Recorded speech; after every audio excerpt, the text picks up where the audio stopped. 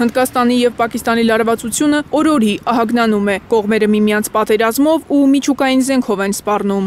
Պակիստանյան մամուլում գրում են, իրենց հետախուզությանը հաջողվել է պարզել, որ 24-ից 36 ժամվա ընթացքում Հնդկաստանը կարող է ռազմական գործողություններ սկսել։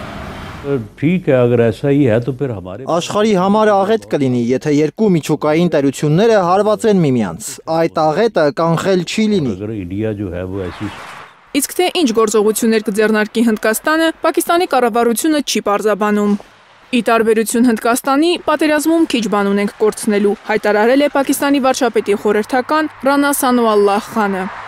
Իր ելույթում Խանը շեշտել է, որ Հնդկաստանի ու Պակիստանի ռազմական հնարավորություններն ակնհայտորեն տարբեր են։ Հնդկաստանի ռազմական ռեսուրսը 5 անգամ մեծ է, բայց Պակիստանն էլ փոխարենն ունի մարտական ոգի։ Հնդկաստանի հույսը իր հրթիռներն են և բանակի մարդուժի հզորությունը։ Մինչդեռ մեր օդուժը ավելի պրոֆեսիոնալ է և աշխարհում լավագույններից է։ Մեր հրթիռային տեխնոլոգիան ավելի լավն է։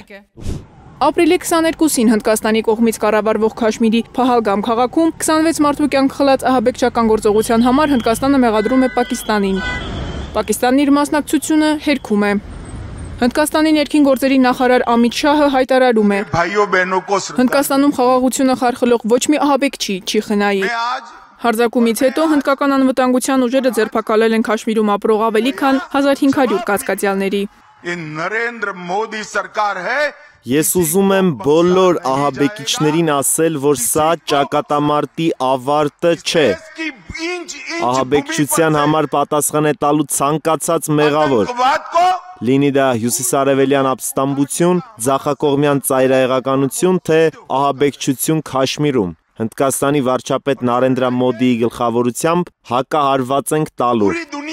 Թող չկարծեն Քաշմիրի հարձակմամբ հաղթեցին ճակատամարտը։ Հնդկաստանն ու Պակիստանն իրենց անկախության գոյության 78 տարիների ընթացքում պատերազմել են 4 անգամ։ Զինված հակամարտություններից 3-ը եղել են Քաշմիրի համար։ Գիշերը պակիստանյան ուժերը խախտել են հրադադարի ռեժիմն արդեն 10 անգամ։ Հնդկական բանակը պատասխանել է հրազենային կրակով։ Մարիամ Ամիրջանյան, Նորայր Հակոբյան, Հայլուրի համար։